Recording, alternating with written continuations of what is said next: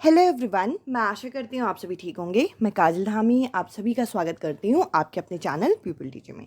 CTET 2022 की तैयारी को ध्यान में रखते हुए आज की वीडियो में मैं आप लोगों के साथ 16 दिसंबर 2021 को जो हमारी सीबीटी मोड में परीक्षा हुई थी, ऑनलाइन परीक्षा, इसके अंदर जो हमसे सीडीपी मैथ्स और ईवीएस के प्रश्न पूछे गए थे पेपर 1 में, ये मैं आपके साथ डिस्कस करने वाली हूँ। आप इस वीडियो में आप अंत तक बने रहिएगा ताकि आपको समझ में आए हमारी परीक्षा में अब किस लेवल के प्रश्न यहाँ पे पूछे जा रहे हैं। तो चलिए वीडियो शुरू करें। सबसे पहले हम लोग चाइल्ड डेवलपमेंट एंड पेडागोजी यानी कि बाल विकास एवं शिक्षा शास्त्र के 30 प्रश्नों को कवर करेंगे। ये जो पीडीएफ है आपको सीटेट की ऑफिशियल वेबसाइट पे मिल जाएगी। साथ ही साथ मैंने टेलीग्राम पे भी ये पीडीएफ पोस्ट की है विद ऑफिशियल आंसर की। आप वहाँ से भी इस पीडीएफ को डाउनलोड कर सकते हो, जिसमें आपको हर क्वेश्चन यहाँ पे इंग्लिश में फिर हिंदी में आप लोगों को ये अवेलेबल कराया गया है। अब देखिए, पहला क्वेश्चन हम लोगों को ये बोला गया है कि इनमें से कौन सा जो स्टेटमेंट है, इनमें से कौन सा कथन व्यक्ति के जो विकास की प्रक्रिया होती है यानी कि डेवलपमेंट प्रोसेस होता है, इससे संबंधित यहाँ पे सही दिया गया है, कौन सा करेक्ट है। तो देखिए, यहाँ पे जो करेक्ट ऑप्शन है वो है तीसरा option, there is cultural diversity in the process of development, यानी कि जो व्यक्ति के विकास की प्रक्रिया में सांस्कृतिक विविधताएं यहाँ पे एक महत्वपूर्ण रोल जो है वो प्ले करती है। इसके अलावा पहला ऑप्शन यहाँ पे गलत है, क्योंकि यहाँ पे यूनिट डायमेंशनल बोल रखा है। जो डेवलपमेंट होता है वो मल्टी डायमेंशनल होता है, जबकि और ऐसे ऑप्शन जिसमें आपको ओनली मिल जाए वो ऑप्शन तो उन क्वेश्चंस के आंसर हो ही नहीं सकते, स्पेशली पैडागोजी में। तो इस हिसाब से इस क्वेश्चन का तीसरा जो ऑप्शन है ये करेक्ट आंसर है। आप चाहें तो इस क्वेश्चन को यहाँ पे हिंदी में भी पढ़ सकते हैं, जिसमें यहाँ पे बता रखा है कि व्यक्ति के विकास की प्रक्रिया में इनमें से कौन सा कथन सही है। तीसरा यहाँ पे कथन सही है, विकास की प्रक्रिया में सांस्कृतिक विविधताएं होती हैं।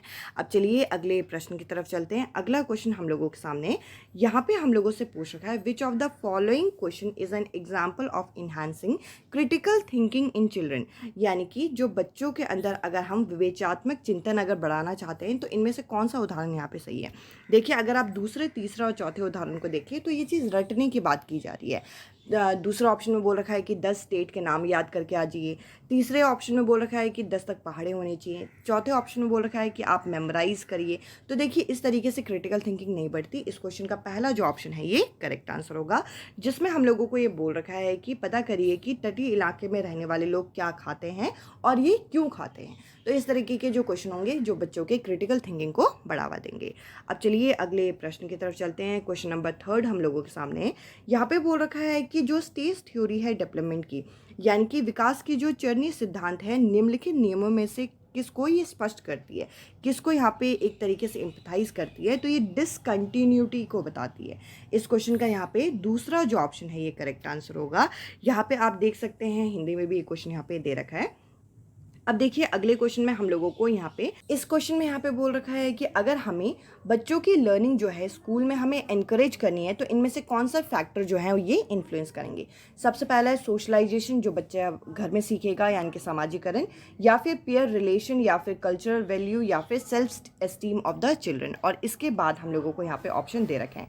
देखिए, अगर हम इन ऑप्शंस को पढ़ें, अगर बच्चों की लर्निंग को अगर हमें बढ़ाना है तो बच्चा सोशलाइज भी होना चाहिए, बच्चे का पीयर रिलेशन भी अच्छा होना चाहिए, साथ ही साथ उसके अंदर जो सांस्कृतिक एक तरीके से वैल्यूज़ होते हैं वो भी होना चाहिए, और बच्चे को सेल्फ एस्टीम भी होना चाहिए यानी कि सेल्फ कॉन्फिडेंस भी होना चाहिए। इस हिसाब से अगर हम देखें तो वो ऑप्शन यहाँ पे करेक्ट होगा, जिसमें हमें 1, 2, 3 एंड 4 यानी कि चारों चीज़ें यहाँ पे दे रखी है। इस हिसाब से इस क्वेश्चन का तीसरा जो ऑप्शन है ये करेक्ट आंसर होगा। देखिए, यहाँ पे हिंदी में भी ये चीज़ दे रखी है, निम्नलिखित में से कौन से कारक विद्यालयों में बच्चों के अधिगम से जुड़ाव को यहाँ पे प्रभावित करते हैं। तो यहाँ पे सामाजिकरण हो गया एक तरीके से, अगर हम यहाँ पे बच्चे को सांस्कृतिक मूल्य सिखाएं, और साथ ही साथ समकक्षी संबंध, ये भी यहाँ पे बच्चों के प्रभावित करते हैं, और बच्चे के जो आत्मसम्मान है ये भी यहाँ पे प्रभावित करेगा। इस हिसाब से तीसरा जो ऑप्शन है ये करेक्ट आंसर है। अब चलिए अगले क्वेश्चन की तरफ चलते हैं। यहाँ पे जीन पियाजे की थ्योरी से क्वेश्चन पूछा गया है। यहाँ पे बोल रखा है कि जीन पियाजे की थ्योरी के अनुसार जो बच्चे pre operational stage of development में होते हैं तो वे बच्चे कौन से ऐसे कारक है जो ये कर पाते हैं। तो देखिए, यहाँ पे बच्चा बिलीव प्ले यहाँ पे कर पाता है। इस क्वेश्चन का दूसरा जो ऑप्शन है ये करेक्ट आंसर है। इसके अलावा reversible thinking pre operational stage यानी कि पूर्व सक्रियात्मक अवस्था में नहीं आती। हियरार्किकल क्लासिफिकेशन भी बच्चों में नहीं आता, ये बाद में आता है। इसके अलावा कंजर्वेशन, संरक्षण भी प्री ऑपरेशनल स्टेज में नहीं आता। इस क्वेश्चन का दूसरा जो ऑप्शन है ये करेक्ट आंसर है। अब देखिए, अगले क्वेश्चन की तरफ हम बढ़ते हैं। अगले क्वेश्चन में हम लोगों को बोल रखा है यहाँ पे भी हमसे जीन पियाजे की थ्योरी का क्वेश्चन पूछ रखा है। एक यंग चाइल्ड है जो कि सिंबॉलिक प्ले कर पा रहा है, बट सिंबॉलिक प्ले तो कर पा रहा है पर बच्चा यहाँ पे दूसरों के पर्सपेक्टिव को ले नहीं पा रहा, और साथ ही साथ किसी और के इवेंट से वो बहुत जल्दी यहाँ पे अपसेट हो जाती हैं। तो अभी वो बच्ची कौन से स्टेज में होगी? देखिए, सिंबॉलिक प्ले कर पा रहा है पर दूसरों के पर्सपेक्टिव को नहीं ले पा रहा, और साथ ही साथ वो दूसरों के इवेंट से अपसेट हो जा रहे हैं, यानी कि अभी वो प्री ऑपरेशन स्टेज में, यानी कि पूर्व सक्रियात्मक अवस्था में। अब देखिए, इस चीज़ के लिए आपको जीन पियाजे की थ्योरी को अच्छे से यहाँ पे स्टडी करना होगा, जिसके बाद आप इस तरीके के प्रश्नों को कर पाएंगे। ये जो लक्षण है यहाँ पे हमें पूर्व सक्रियात्मक अवस्था के बच्चे के अंदर देखने को मिलते हैं, जो कि हमें दूसरा ऑप्शन में यहाँ पे दे रखा है। अब चलिए अगले क्वेश्चन की तरफ चलते हैं। अगले क्वेश्चन में हम लोगों को यहाँ पे कोलबर्ग की मोरल डेवलपमेंट थ्योरी के कैरेक्टरिस्टिक्स यहाँ पे पूछ रखे हैं। अब देखिए, कोलबर्ग की मोरल डेवलपमेंट थ्योरी भी उतनी इंपॉर्टेंट है जितनी कि जीन पियाजे की थ्योरी है। अब अगर हम यहाँ पे देखें तो देखिए, यहाँ पे पहला ऑप्शन बोल रखा है stage of moral development are universal in nature. यहाँ पे कोलबर्ग की थ्योरी के अंदर यह हमें बताया गया है कि जो मोरल डेवलपमेंट का इन्होंने स्टेजेस दे रखे हैं ये यूनिवर्सल है नेचर में, और साथ ही साथ अगला है कि there is continuity in development of moral thinking, यानी कि कंटिन्यूटी होती है मोरल थिंकिंग में, कंटिन्यूटी नहीं होती, ये डिसकंटिन्यूस भी हो सकते हैं। इसके अलावा यहाँ पे कोई भी ऑर्डर नहीं होता है, ये यहाँ पे गलत है। और साथ ही साथ ये बोल रखा है कि मोरल डेवलपमेंट जो होते हैं सबसे पहले कल्चरल वैल्यू पे डिपेंड करते हैं, ये यहाँ पे नहीं बोला गया। कल्चर वैल्यू के साथ साथ यहाँ पे तुम एनवायरमेंटल फैक्टर भी जो होते हैं हमारे निर्भर करते हैं। तो देखिए, इस क्वेश्चन का पहला जो ऑप्शन है ये करेक्ट आंसर है। यहाँ पे हमें बोल रखा था कि इनमें से कौन सा अभिलक्षण जो है वो कोलबर्ग के नैतिक विकास के मॉडल से संबंधित है। तो देखिए, यहाँ पे इसका पहला जो ऑप्शन होगा ये करेक्ट आंसर है। अब चलते हैं अगले क्वेश्चन की तरफ। यहाँ पे बोल रखा है कि अकॉर्डिंग टू ली वाइगॉट्स्की के अनुसार जो जोन ऑफ प्रॉक्सिमल डेवलपमेंट होता है इसको हम किस चीज़ के लिए प्रयोग कर सकते हैं, इसका इस्तेमाल हम किस चीज़ के लिए कर सकते हैं? तो देखिए, इसको हम टीचिंग और असेसमेंट दोनों के लिए प्रयोग कर सकते हैं। यहाँ पे पहला जो ऑप्शन होगा वो सही होगा। और जैसे कि मैंने पहले क्वेश्चन से आपको बोला, जिस क्वेश्चन में ओनली होता है वो तो वहाँ पे वैसे भी सही नहीं होता। तो देखिए, यहाँ पे जो हमारे ये एक तरीके से मूल्यांकन है और हम अध्ययन दोनों के लिए यहाँ पे जीन पियाजे का समयस्थ विकास का क्षेत्र, इसका हम प्रयोग कर सकते हैं। इस क्वेश्चन का पहला जो ऑप्शन होगा ये सही होगा। अब चलते हैं अगले क्वेश्चन की तरफ। देखिए, अगले क्वेश्चन में भी हमें यहाँ पे फिर से ली वाइगॉट्स्की का क्वेश्चन पूछा गया है। तो आप समझ सकते हैं कि जीन पियाजे, ली वाइगॉट्स्की और कोलबर्ग की जो थ्योरी है वो कितनी हद तक इंपॉर्टेंट है। यहाँ पे क्वेश्चन नंबर 9 अगर हम देखें तो यहाँ पे बोल रखा है एक टीचर जो है वो एक हाफ डन एग्जाम्पल बच्चों के सामने दे रही है ताकि बच्चा उस एक्टिविटी को, उस कॉन्सेप्ट को समझ के उस एक्टिविटी को पूरी तरीके से यूज़ कर सके। तो यहाँ पे कोलबर्ग के अनुसार टीचर किस स्ट्रैटेजी को अपना रही है यहाँ पे? तो देखिए, यहाँ पे जो टीचर है वो बच्चे को हिंट दे रही है, और हिंट देने को बोलते हैं स्कैफ फोल्डिंग करना।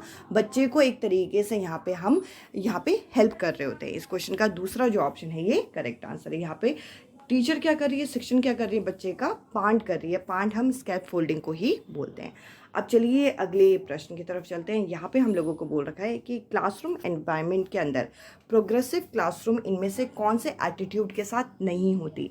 प्रोग्रेसिव क्लासरूम होती प्रगतिशील कक्षा। प्रगतिशील कक्षा के लिए इनमें से कौन सा एनवायरनमेंट नहीं होगा? देखिए, हमें यहाँ पे बोल रखा है कि एक्सटर्नल एनवायरनमेंट, एक्सटर्नल डिसिप्लिन अगर हम मेंटेन करने की कोशिश करेंगे तो कहीं ना कहीं ये होगा कि बच्चा डर के मारे अपने पॉइंट ऑफ व्यू दूसरों के सामने रखेगा ही नहीं। हम लोगों को फ्री लर्निंग करानी है, हमें इंडिविजुअल डिफरेंस को देखना है, हमें बच्चे को डिसीजन मेकिंग बनाना है, ना कि हमें एक्सटर्नल डिसिप्लिन डाल के बच्चों में डर पैदा करना है। इस क्वेश्चन का जो चौथा ऑप्शन है ये करेक्ट आंसर है। अब देखिए, यहाँ पे बोल रखा था कि प्रगतिशील कक्षा के अंदर हमें कैसा माहौल नहीं करना चाहिए। तो देखिए, इस हिसाब से इस क्वेश्चन का जो हमारा चौथा ऑप्शन है वो सही होगा। अब चलते हैं अगले प्रश्न की तरफ। अगले क्वेश्चन में हम लोगों को बोल रखा है it is important that the teacher does not segregate children with fix group based on intelligence IQ। यहाँ पे देखिए, यहाँ पे बोल रखा है कि टीचर को बच्चे को सेग्रीगेट नहीं करना चाहिए, अलग नहीं करना चाहिए उनके IQ के आधार पर।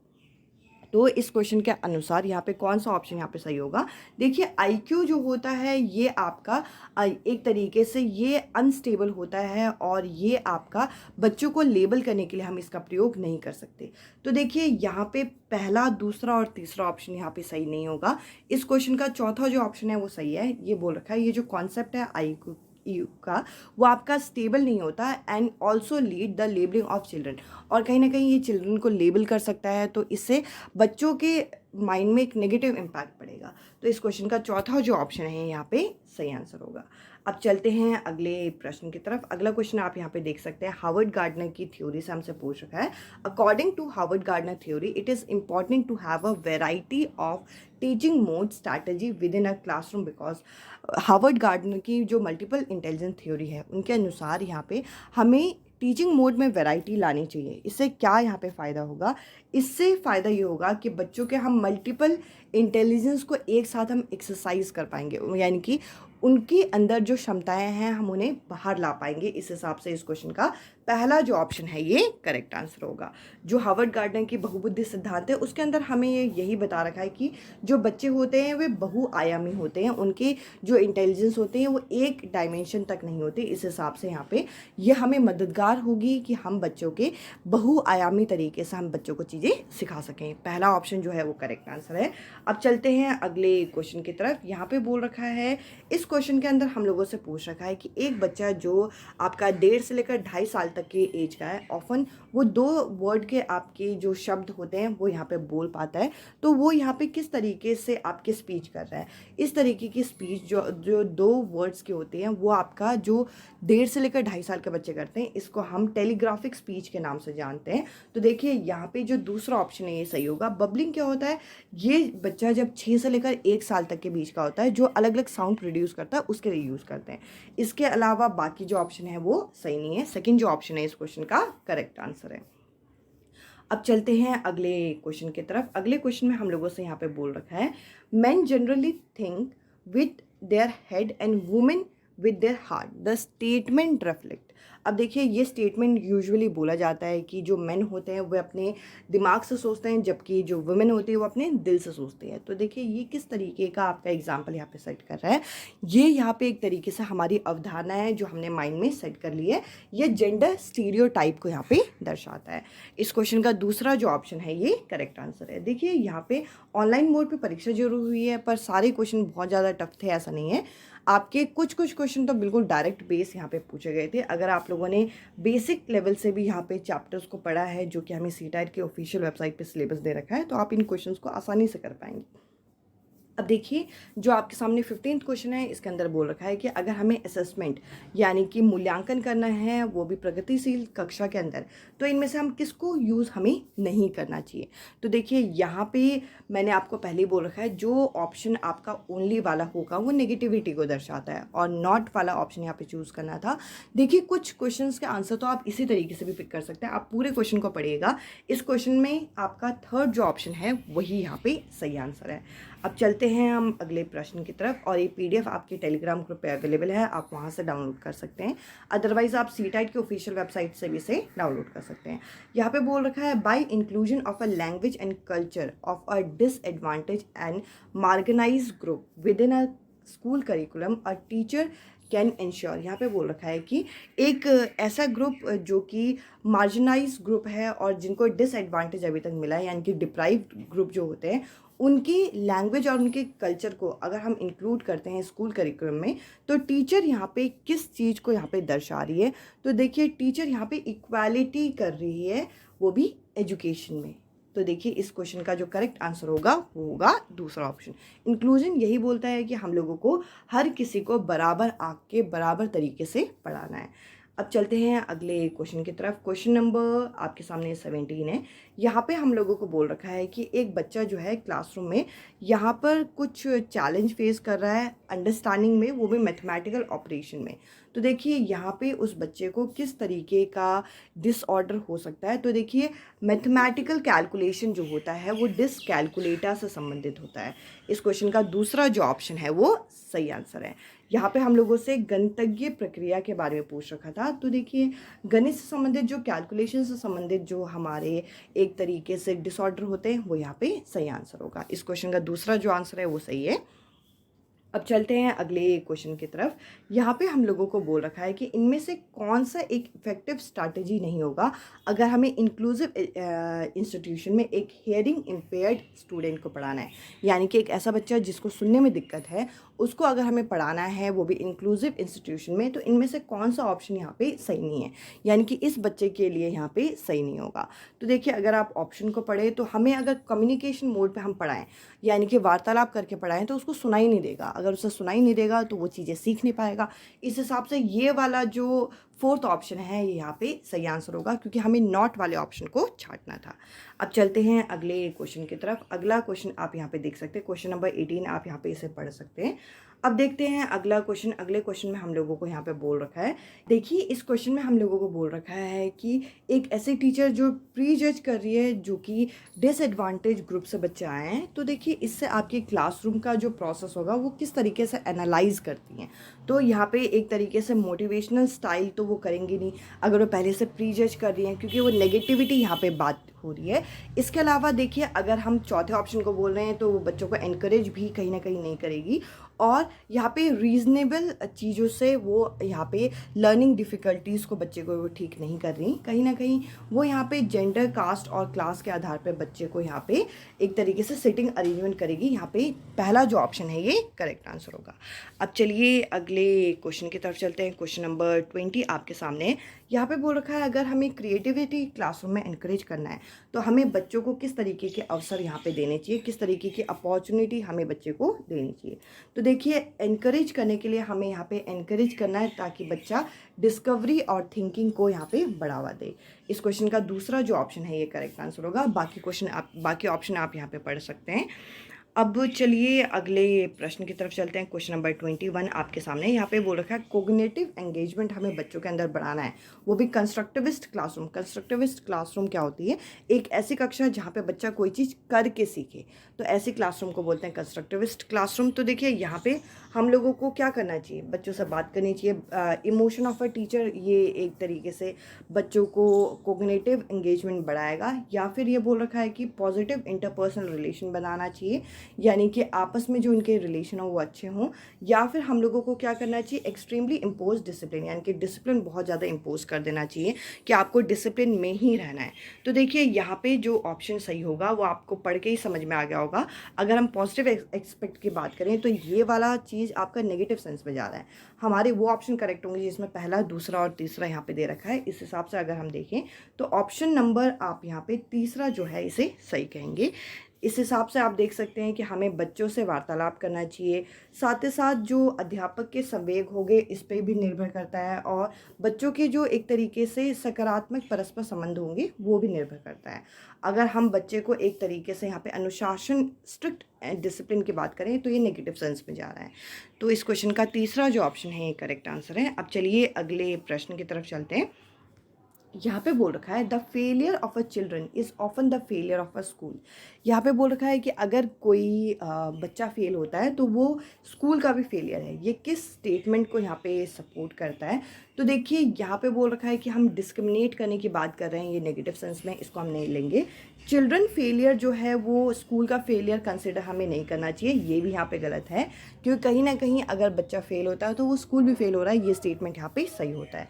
इसके अलावा यहाँ पे लास्ट ऑप्शन बोल रखा है, चिल्ड्रन फेल होता है क्योंकि उसका IQ कम होता है, हम ये नहीं बोल सकते। चिल्ड्रन फेल होता है क्यों, क्या पता ऐसा हो सकता है कि स्कूल में जो बच्चों की यहाँ पे प्रोग्रेस को ओवरकम करने के लिए जो रिक्वायरमेंट है वो फुलफिल नहीं है, हम ये कह सकते हैं। इस क्वेश्चन का तीसरा जो ऑप्शन है ये करेक्ट आंसर है। आप इसे यहाँ पे हिंदी में भी एक बार रीड कर सकते हैं। क्वेश्चन नंबर 23 हम लोगों के सामने है। यहाँ पे बोल रखा है, to be relevant and meaningful a concept need to be. यहाँ पे बोल रखा है कि अगर हमें किसी कॉन्सेप्ट को रिलेवेंट और मीनिंगफुल तरीके से पढ़ाना है तो इनमें से आपके कौन से ऑप्शन हैं जो यहाँ पे सही होंगे। तो देखिए, यहाँ पे अगर हमें ऑप्शन को पढ़ें तो ये बोल रखा है पहले ऑप्शन में कि हमें बच्चे को प्रॉपर डेफिनेशन पढ़ाना है, डेफिनेशन पढ़ा के बच्चे के कॉन्सेप्ट बिल्ट नहीं होंगे। इसके अलावा अगर हम देखें तो यहाँ पे तीसरा ऑप्शन में बोल रखा है कि हमें टेक्स्ट बुक में जो चीज़ें हैं उन्हें कॉपी में अच्छे से नोट कराना है। इससे बच्चा सिर्फ कॉपी करना सीखेगा, राइटिंग स्किल डेवलप होगी कहीं ना कहीं। मेमोराइज करना तो बिल्कुल ही यहाँ पे नेगेटिव सेंस में चला जाएगा, इसको तो हम ले नहीं सकते। तो इस क्वेश्चन का जो दूसरा ऑप्शन है ये सही आंसर है, जिसमें बोल रखा है कि हमें बच्चों को क्या करना है, बच्चों की जो टॉपिक बच्चा पढ़ रहा है उसे उसके लाइफ के साथ, सोशल कॉन्टेक्स्ट के साथ हमें लिंक करके पढ़ाना है। अगर हम उसके सोशल कॉन्टेक्स्ट के साथ लिंक करके पढ़ाएंगे, बच्चों के जीवन के संबंध के साथ हम जोड़ के अगर उस चीज़ को पढ़ाएंगे तो बच्चा अच्छी तरीके से उस चीज़ को ग्रहण कर पाएगा। अब चलते हैं अगले क्वेश्चन की तरफ। यहाँ पे बोल रखा है कि अ फेयर ऑफ फेलियर, यानी कि अगर हमें फेल होने का फेलियर हो तो ये एक तरीके से बच्चों की नीड को डिस्करेज कर देता है क्लासरूम के अंदर। क्यों, यहाँ पे हम लोगों से ये चीज़ पूछ रखा है, यानी कि असफलता का जो बच्चों के अंदर भय होता है ये कहीं ना कहीं बच्चों को डिस्करेज कर देता है, हतोत्साहित कर देता है बच्चों को। यहाँ पे हम लोगों से इसका कारण पूछ रखा है। देखिए यहाँ पे बोल रखा है जो फेलियर और एरर है ये एक तरीके से नेचुरल पार्ट होता है लर्नर का, ये हम लोगों को इसको हम डिस्करेज हमें नहीं करना चाहिए। अब देखिए स्कूल जो होता है इसकी कोई रिस्पॉन्सिबिलिटी नहीं है, ये यहाँ पे गलत हो जाएगा। चिल्ड्रन के फेलियर को क्लास में टीचर हैंडल नहीं कर पाएगी, ये भी यहाँ पे नेगेटिव सेंस में है। और यहाँ पे बोल रखा है कि children who experience fail are developmental failure, यहाँ पे बोल रखा है कि जिनको डर लगता है वो आपका उनका जो डेवलपमेंटल है वो भी फेलियर होगा, ये भी हम नहीं कह सकते। जो फेलियर या एरर, यानी कि अगर बच्चा गलती कर रहा है तो हम ये कह सकते हैं जो बच्चा सीखेगा वही बच्चा यहाँ पे गलती करेगा। इस क्वेश्चन का तीसरा जो ऑप्शन है ये सही आंसर है, यानी कि जो असफलता होती है और जो त्रुटियाँ होती है वो बच्चे के अधिगम का ही एक, आप कह सकते हैं कि एक अभिन्न अंग है, एक सप्रभावी अंग माना जाता है, एक सप्रभावी हिस्सा है। अब चलते हैं अगले क्वेश्चन की तरफ। क्वेश्चन नंबर 25 हमारे सामने।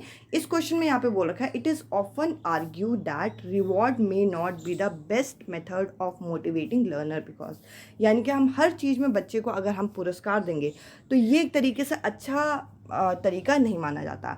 अगर हम हर बार उन्हें रिवॉर्ड देते रहेंगे तो बच्चे का जो इंट्रिंसिक मोटिवेशन है, यानी कि आंतरिक अभिप्रेरणा है, वो कम हो जाएगी। बच्चा सिर्फ मटेरियलिस्टिक बनेगा, बच्चे को लगेगा कि अगर मैं ये काम करता हूँ तो मुझे वो चीज़ मिलेगी। बच्चा आंतरिक तौर पे अभिप्रेरित नहीं हो पाएगा। इस क्वेश्चन का पहला जो ऑप्शन है ये करेक्ट आंसर है। अगर हम बच्चे को हर चीज़ में पुरस्कार देंगे तो आंतरिक अभिप्रेरणा उनकी क्या हो जाएगी, वो कम हो जाएगी, उस पर हानि होगी। अब चलते हैं अगले क्वेश्चन की तरफ। क्वेश्चन नंबर 26 यानी कि 26वें क्वेश्चन में हमसे पूछ रखा है कि हमें एक तरीके से good problem solver often have a set of which of the following character, यानी कि एक अच्छा जो प्रॉब्लम सॉल्वर होता है, यानी कि किसी भी समस्या का अच्छी तरीके से समाधान कर लेता है ऐसा बच्चा, उसके अंदर कौन से हमें कैरेक्टरिस्टिक्स देखने को मिलेंगे। तो देखिए अगर वो किसी समस्या का समाधान कर पा रहा है तो वो क्रिएटिव तरीके से सोच पा रहा है। इसके अलावा लैक ऑफ रिस्पॉन्स सेट, इसके अलावा डाइवर्जेंट थिंकिंग यहाँ पे दिखा पा रहा है।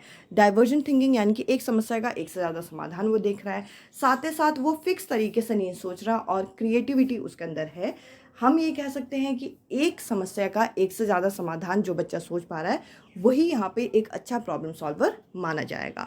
अब चलते हैं अगले प्रश्न की तरफ। आप यहाँ पे देख सकते हैं, यहाँ पे हमें बता रखा था कि सृजनात्मकता और अपसारी जो चिंतन होता है, अपसारी चिंतन यानी कि जो डाइवर्जेंट थिंकिंग होता है, इसका मतलब क्या है कि एक समस्या का एक से ज़्यादा समाधान देखना। अब चलते हैं अगले क्वेश्चन की तरफ। क्वेश्चन नंबर 27 आप यहाँ पे देख सकते हैं। यहाँ पे बोल रखा है कि teacher believe about success failure of the student also influence the learning and motivation of the children especially of a disadvantaged group, यानी कि टीचर किस तरीके से बिलीव करते हैं कि बच्चा सक्सेसफुल है या बच्चा फेलियर है, वो बच्चे की लर्निंग और मोटिवेशन को प्रभावित करता है, वो भी जो डिसएडवांटेज ग्रुप से आते हैं। अब देखिए कहीं ना कहीं हमारे सोच पर भी ये बहुत सारी चीज़ें निर्भर करती है, क्योंकि देखिए यहाँ पे बोल रखा है दूसरा ऑप्शन में कि टीचर को कंट्रोल करना है क्लासरूम को, ये नेगेटिव सेंस में ये नहीं लेंगे। इसके अलावा टीचर एनकरेज करेगी बच्चों को कि वे बेटर तरीके से परफॉर्म करें अदर से और compete करें। देखिए compete करने के लिए ही नहीं हम ये पॉइंट हम कंसिडर नहीं करेंगे, साथ ही साथ यहाँ पे बच्चे को ट्रेन करेगी और एक अच्छे कॉस्ट में कि वो यहाँ पे फेलियर से बचे, तो ये भी यहाँ पे सही नहीं होगा। टीचर यहाँ पे एक तरीके से बच्चे को इन्फ्लुएंस करेगी लर्निंग को लेके, हम बच्चों को किस तरीके से अच्छी लर्निंग स्टाइल की तरफ लेके जाएं, ये आपका बताता है कि हम किस तरीके से बच्चों को लेके बिलीव करते हैं। इस क्वेश्चन का पहला जो ऑप्शन है ये करेक्ट आंसर है। अब चलिए अगले प्रश्न की तरफ चलते हैं। अगला क्वेश्चन यहाँ पे है, to be able to create a positive learning environment within the classroom. अगर हम चाहते हैं कि एक पॉजिटिव लर्निंग एनवायरनमेंट हो क्लासरूम के अंदर, तो हम लोगों को क्या इनमें से यहाँ पे इंपॉर्टेंट है, ये पूछा गया है। ये हमें समझना होगा कि बच्चा किस तरीके से इमोशनली चीज़ों के साथ लिंक है। हमें सिर्फ रिवॉर्ड और पनिशमेंट पे ही हमें स्ट्रिक्ट डिसिप्लिन नहीं दिखाना, हमें एक फिक्स टाइम टेबल नहीं देना, और साथ ही साथ हमें डिस्क्रिमिनेट तो बिल्कुल भी नहीं करना। इस क्वेश्चन का तीसरा जो ऑप्शन है ये करेक्ट आंसर होगा।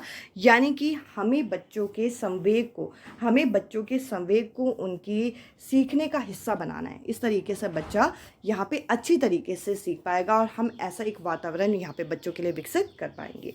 अब चलते हैं अगले क्वेश्चन की तरफ। यहाँ पे बोल रखा है, हमें टीचर को यहाँ पे एक अथॉरिटी फिगर मानना चाहिए क्लासरूम के अंदर, जिसे कोई चैलेंज नहीं कर सकता। देखिए, कोई भी चैलेंज नहीं कर सकता, ये तो गलत है। यहाँ पे हमें एक फ्रेंडली एनवायरनमेंट क्रिएट करना है, तो इस हिसाब से ऐसा ऑप्शन जिसमें यस यस लिखा है वो तो बिल्कुल नहीं हो सकता। अब देखिए बाकी ये जो दो ऑप्शन बचे, तीसरा और हमारे सामने ये चौथा ऑप्शन, इसके बारे में ज़रा देखते हैं। यहाँ पे बोल रखा है, नो करके आगे दे रखा है, no student are afraid to ask question with such teacher whose result in lack of conceptual clarity. यहाँ पे बोल रखा है कि हमें ऐसा नहीं करना, एक अथॉरिटी फिगर नहीं मानना। इससे क्या होगा कि बच्चा यहाँ पे अगर उनको कॉन्सेप्ट क्लियर नहीं होगा तो बच्चा यहाँ पे पूछने से डरेगा। इस हिसाब से इस क्वेश्चन का तीसरा जो ऑप्शन है वो करेक्ट आंसर है। हम लोगों को यहाँ पे टीचर को एक तरीके से ऐसा एग्जाम्पल सेट करना है जिससे बच्चा फ्रैंकली अपनी प्रॉब्लम यहाँ पे शेयर कर सके, ना कि एक ऐसा अथॉरिटी फिगर मानना है जिससे बच्चा अपनी प्रॉब्लम शेयर करने में डरे।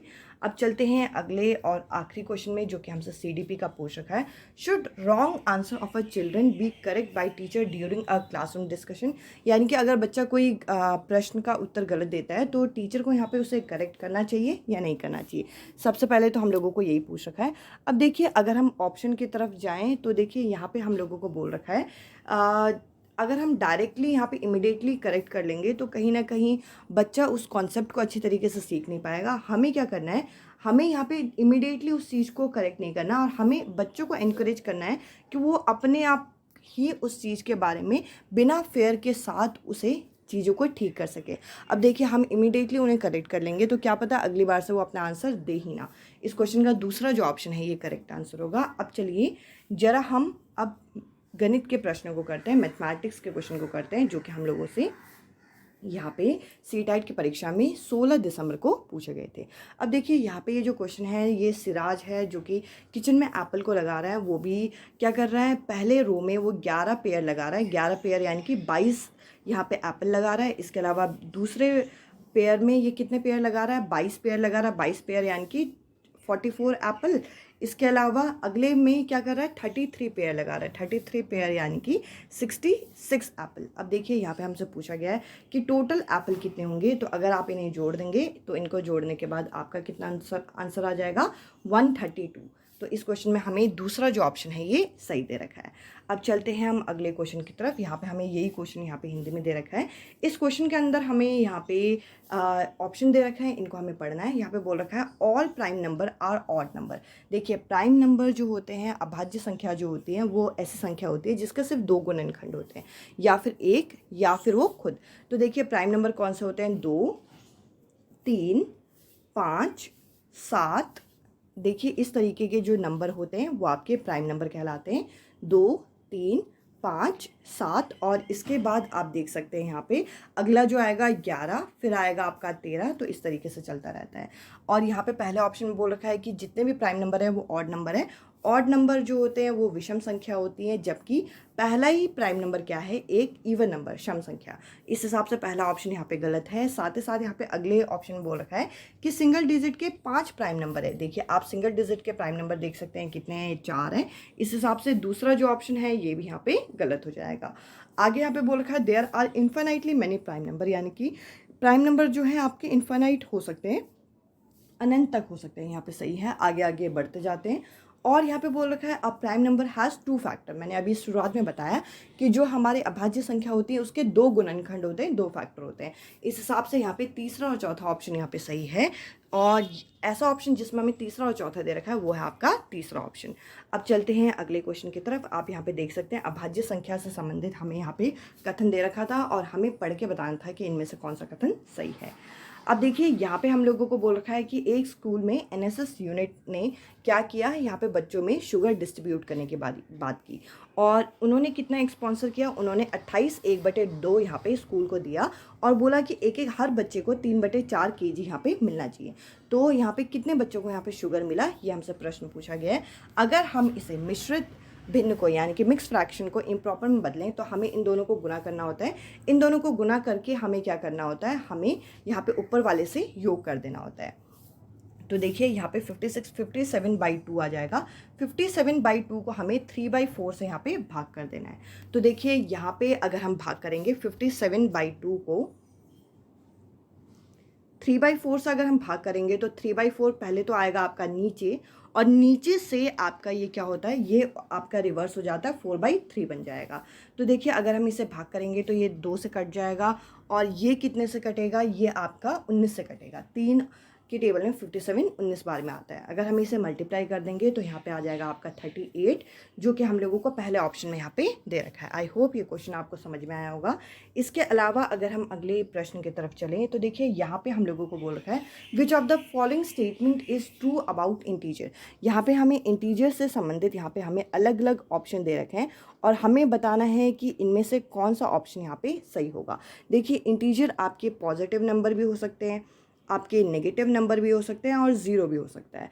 अब देखिए पहले स्टेटमेंट ये में बोल रखा है product of 2 number is always greater than और equal to the another.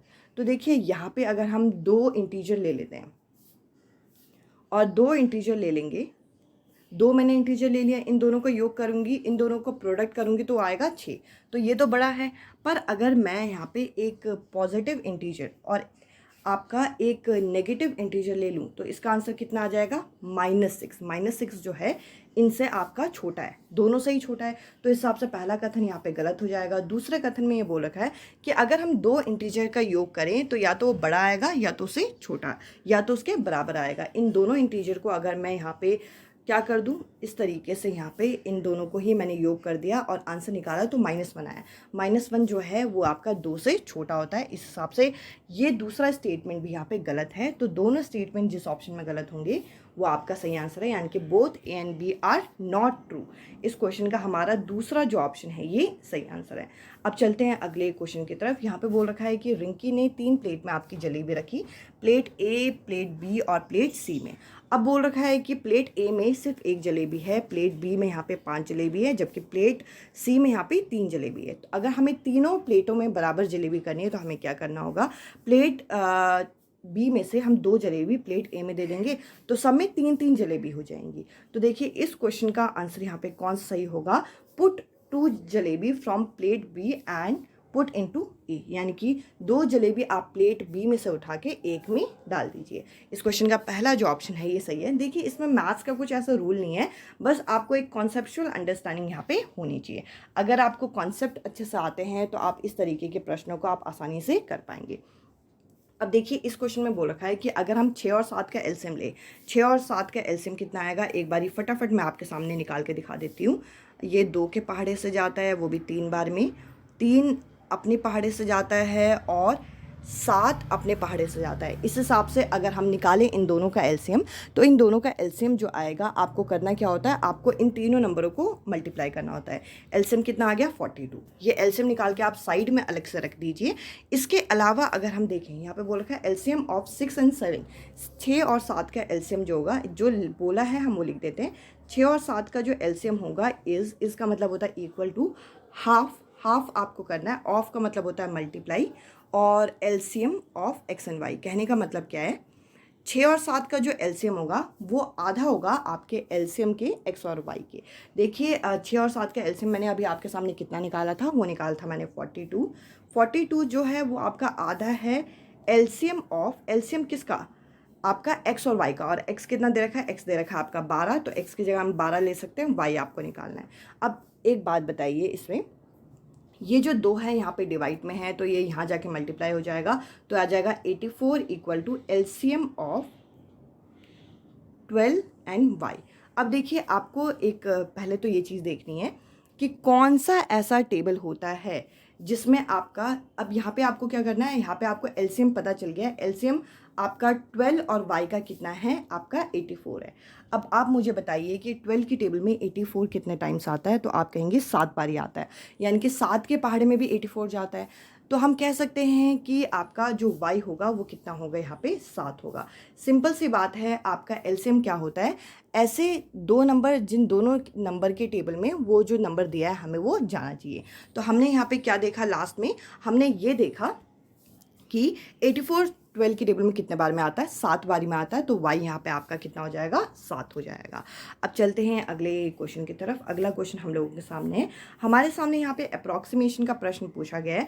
Approximation का उदाहरण मैं आपको देती हूँ, जैसे 2.9 का अप्रॉक्सीमेशन क्या होगा।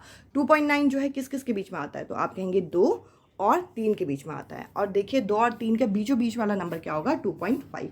अब कहा यह जाता है कि 2.5 के जितने भी छोटे नंबर होंगे उसके लिए हम 2 का प्रयोग करेंगे, और 2.5 से बड़े जितने नंबर होंगे उसके लिए हम 3 का प्रयोग करेंगे। तो देखिए 2.9 जो है वो 2.5 से बड़ा है, तो इसके लिए हम किसका प्रयोग करेंगे, 3 का। इस हिसाब से हमें किसका अप्रॉक्सीमेशन निकालना है, 2.9 इंटू 7.49 और 11.51। तो देखिए अगर मैं 2.9 की बात करूं तो 2.9 किस किस के बीच में आता है, 2 और 3 के, और ये 3 के करीब है तो इसके लिए हम 3 लिखेंगे। और 7.49 जो है किस किस के बीच में आता है, ये 7 और 8 के बीच में आता है, पर ये 7.5 से छोटा है, तो ये इसके लिए हम 7 का प्रयोग करेंगे। और 11.51 किस किस के बीच में आता है, 11 और 12 के बीच में आता है, और ये आपका 11.5 से थोड़ा सा बड़ा है, तो इसके लिए हम 12 का प्रयोग करेंगे। ऐसा ऑप्शन जिसमें 3, 7 और 12 दे रखा है, यानी कि तीसरा ऑप्शन ये इस क्वेश्चन का करेक्ट आंसर है। अब चलते हैं हम अगले प्रश्न की तरफ। अगले क्वेश्चन में यहाँ पे बोल रखा है, अब देखिए यहाँ पे बोल रखा है जिया जो है क्लास फर्स्ट में पढ़ रही है और टीचर उन्हें कुछ पिक्चर यहाँ पे दे रही है, और यहाँ पे उनके सामने वो जो पिक्चर है वो किस तरीके से, एक बैटरी है, a battery of a clock, एक ऑरेंज दे रही है, एक आइसक्रीम कोन दे रही है, कैंडल दे रही है, बुक दे रही है, और एक यहाँ पे स्टील की ग्लास दे रही है। और टीचर क्या कह रही है बच्चे को, यहाँ पे ऐसे ऑब्जेक्ट को आप पिक करो जिसका शेप जो है वो एक जैसा है। अब देखिए यहाँ पे जो स्टूडेंट है, जो जिया है, वो क्या कर रही है, एक बैटरी ले ली उसने, एक कैंडल ले लिया और एक ग्लास ले लिया। तो देखिए यहाँ पे उन्होंने इसे she can categorise them together and to have a common attribute, और उसने कहा कि इन तीनों का ही एक तरीके से कॉमन एट्रीब्यूट है। तो ये तीनों जो उस बच्चे ने उठाया है वो ऑब्जेक्ट कैसे हैं, वो ऑब्जेक्ट आपके सिलेंड्रिकल ऑब्जेक्ट हैं। तो देखिए सिलेंड्रिकल ऑब्जेक्ट आप शेप देख सकते हैं। अब चलिए अगले प्रश्न की तरफ चलते हैं। अगला क्वेश्चन आप यहाँ पे देख सकते हैं, इसमें यहाँ पे एक क्लॉक बनाने की बात की गई है, और क्लॉक में कितने बजे हैं, यहाँ पे बोल रहे हैं कि 6 AM का समय है, 6 AM से 3 PM तक जाना है। 6 AM से 3 PM तक हम ऐसे घूम के जाते हैं, और एक क्लॉक जो होता है वो पूरा 360 का होता है, और एक साइड का ये जो छोटा सा एंगल है ये 90 डिग्री का होता है। तो 360 में से अगर हम 90 डिग्री को निकाल दें तो ये पूरा बाहर का आ जाएगा जो हमें जाना है, यानी कि 270, जो कि हमें तीसरा ऑप्शन में यहाँ पे दे रखा है। अब देखिए अगले क्वेश्चन की तरफ हम बढ़ते हैं। अगला क्वेश्चन आप यहाँ पे देख सकते हैं। अगला क्वेश्चन हम लोगों के सामने है, यहाँ पे हम लोगों को एक रेक्टेंगल यहाँ पे दे रखा है, और रेक्टेंगल की जो साइड है वो आपका क्या कह रखा है, एक नेचुरल नंबर की तरह है, और हमें यहाँ पे क्या निकालना है, हैविंग स्क्वायर, और इसका स्क्वायर आपको इतना दे रखा है, तो इसका पैरामीटर इनमें से क्या नहीं हो सकता। देखिए आपको सबसे पहले तो एरिया ऑफ रेक्टेंगल का फॉर्मूला यहाँ पे पता होना चाहिए। एरिया ऑफ रेक्टेंगल का जो फॉर्मूला होता है ये यहाँ पे आपको 24 इतना दे रखा है। अब देखिए यहाँ पे बोल रखा है एरिया ऑफ रेक्टेंगल का फॉर्मूला क्या होता है, L into B. L into B कितना है, 24 है, हमें इतना पता चल गया। अब देखिए L इंटू बी जो है वो आपका 24 है, तो इनमें से कौन सा इसका परिमाप नहीं हो सकता। अब परिमाप का जो सूत्र होता है वो सबसे पहले आप मुझे बताइए। L इंटू बी हमारा आ गया यहाँ पे 24, इसको मैंने साइड रख दिया। अब पैरामीटर का फॉर्मूला आपका क्या होता है, तो आप कहेंगे 2 इंटू एल प्लस बी। ठीक है जी, तो यहाँ पे पूछ रखा है कि इनमें से इसका परिमाप कौन सा नहीं हो सकता। अगर मैं आपसे कहूँ कि L इंटू बी यहाँ पे 24 है, तो L और B की वैल्यू क्या हो सकती है, या तो L आपका 2 हो सकता है और B आपका 12 हो सकता है, यानी कि दोनों को मिला के 24 बनना चाहिए, या तो 3 हो सकता है या 8 होता है, क्योंकि इनका मल्टीपल आपका 24 बनेगा, या 4 होता है या 6 हो सकता है, मतलब इसके अलावा कुछ नहीं हो सकता। अब देखिए अगर आप मुझे बताइए कि 2 तो 2 रहेगा, क्योंकि पैरामीटर की बात कर रहे हैं, और एल कितना है, एल पहले केस में है आपका 2 और बी कितना है 12। अगर मैं 2 और 12 यहाँ पे जोड़ती हूँ और 2 और 12 को जोड़ने पे कितना आएगा 24, 24 को 2 से इंटू करेंगे तो कितना आएगा 28। इन्होंने कह रखा है कि ऐसे ऑप्शन को चुनना है जो कि पैरामीटर नहीं हो सकता। तो देखिए 28 तो हो सकता है, तो 28 इसका आंसर नहीं होगा। इसके अलावा दूसरा क्या है, दूसरे केस में लेंथ कितना है 3 और ब्रेथ कितना है 8। अगर मैं 3 और 8 यहाँ पे लगा देती हूँ तो उत्तर कितना आएगा, 3 और 8 को जोड़ोगे तो कितना आएगा 8 9 10 11, 11 को अगर हम 2 से गुणा करेंगे तो ये आएगा 22। तो 22 भी हमें यहाँ पे दूसरा ऑप्शन में दे रखा है, ये भी नहीं हो सकता। हमें वो ऑप्शन चुनना है जो कि आंसर नहीं होगा। इसके अलावा अगला यहाँ पे दे रखा है, अगला लेंथ कितना है 4 और ब्रेथ कितना है 6, 4 और 6 को जोड़ेंगे 10 और 10 को 2 से गुणा करेंगे तो आएगा 20। तो देखिए 20 भी आपका नहीं होना चाहिए, 20 हमें पहले ऑप्शन में दे रखा है। इस क्वेश्चन का आंसर होगा 25। इस क्वेश्चन को कैसे सॉल्व किया, यहाँ पे हम लोगों को सबसे पहले तो बताया है कि जो आपका एरिया है वो कितना है, एरिया आपका 24 है। तो एरिया ऑफ रेक्टेंगल का फॉर्मूला होता है L into B. L into B कितना आ गया 24। तो हमने देखा लेंथ और ब्रेथ की क्या क्या वैल्यू हो सकती है, तो ये 3 वैल्यू हो सकती है और हमने इस सूत्र में लगा के देखा जो कि परिमाप यानी कि पैरामीटर का आपका फॉर्मूला था, और देखा कौन कौन से आंसर आ रहे थे। जो आंसर आ रहे थे वो उस क्वेश्चन का आंसर नहीं होगा, क्योंकि हमें नॉट वाले ऑप्शन को यहाँ पे चुनना था। अब चलते हैं अगले क्वेश्चन की तरफ। अगला यहाँ पे क्वेश्चन जो है आपको इंग्लिश मीडियम और हिंदी मीडियम में अलग अलग दे रखा है, और हिंदी मीडियम में इसका जो क्वेश्चन की वैल्यू है वो यहाँ पे सही दे रखी थी। देखिए यहाँ पे बोल रखा है कि अगर 1 सेंटीमीटर जो है वो 400 किलोमीटर के बराबर है। तो देखिए यहाँ पे हम लोगों को इस क्वेश्चन में ये बोल रखा है कि 1 सेंटीमीटर जो है वो 400 किलोमीटर के बराबर है। तो हमें निकालना है कि 3400 किलोमीटर कितने सेंटीमीटर के बराबर होगा मानचित्र में। तो 3400 को अगर हम 400 से भाग करेंगे तो इस क्वेश्चन का जो करेक्ट आंसर है वो आ जाएगा, ये 2 के पहाड़े में जाएगा। इतनी बारी में 2 0 से 2 0 गए और यहाँ पे आपका कितना बचेगा 8 1/2। 8 1/2 यानी कि आपका तीसरा जो ऑप्शन है ये करेक्ट आंसर होगा। अब चलते हैं अगले क्वेश्चन की तरफ। कुछ क्वेश्चंस आपके इस तरीके से थे जो कि इंग्लिश मीडियम में उनकी वैल्यूज़ थोड़ा गलत और हिंदी मीडियम में यहाँ पे वैल्यू सही, उस हिसाब से आप इन क्वेश्चंस को करके देखना। अब देखिए यहाँ पे बोल रखा है कि 800 मीटर की एक रेस है जिसमें आपको ये बोल रखा है कि पहले 100 मीटर को पूरा करने के लिए 14 सेकेंड का टाइम लग रहा है, और फिर आपका यहाँ पे बोल रखा है कि हर 100 मीटर को पूरा करने के लिए 2-2 सेकेंड यहाँ पे बढ़ रहे हैं। तो आपको ये बताना है कि ये जो आपकी रेस है वो कितने टाइम में यहाँ पे पूरी होगी। तो देखिए एक लंबी सी लाइन आप यहाँ पे बनाइए और इसे यहाँ पे हम 8 अलग अलग भागों में तोड़ देते हैं। देखिए पहला 100 मीटर, दूसरा 100 मीटर 200, 300, 400, 500, 600, 700, 800। देखिए 8 भाग में मैंने तोड़ दिया, और पहले आपके 100 मीटर में कितना टाइम लग रहा है, आप कहेंगे 14 सेकेंड। दूसरे में कितना 16 सेकेंड, क्योंकि 2-2 बढ़ रहा है। अगले में 18, अगले में 20, अगले में 22, अगले में 24, अगले में 26, अगले में 28। तो आप इन सारे सेकेंड्स को आप यहाँ पे जोड़ेंगे तो यहाँ पे 168 सेकेंड आएगा, जबकि यहाँ पे मिनट में आंसर है। तो इसे आप 60 से यहाँ पे भाग कर लीजिएगा। 60 से आप भाग करेंगे तो आएगा आपका आंसर 2 मिनट और यहाँ पे 48 सेकेंड, जो कि हम लोगों को यहाँ पे दूसरा ऑप्शन में यहाँ पे दे रखा है। तो देखिए इस तरीके से आपको इन प्रश्नों को यहाँ पे हल करना था। अब देखिए यहाँ पे हमें एक सीक्वेंस का यहाँ पे प्रश्न दे रखा है। इस सीरीज़ को अगर आप देखें तो यहाँ पे आपको 9 8 7 6, तो अगला नंबर आपका 5 से शुरू होगा। तो इस हिसाब से दूसरा और चौथा ऑप्शन तो यहाँ पे हो नहीं सकता। इसके साथ साथ हम लोगों को इस क्वेश्चन में यहाँ पे एक और चीज़ यहाँ पे आपको देखनी है। आगे 9 के साथ यहाँ पे दे रखा है 10, फिर दे रखा आपका 21, फिर दे रखा आपका 32, फिर दे रखा आपका 43।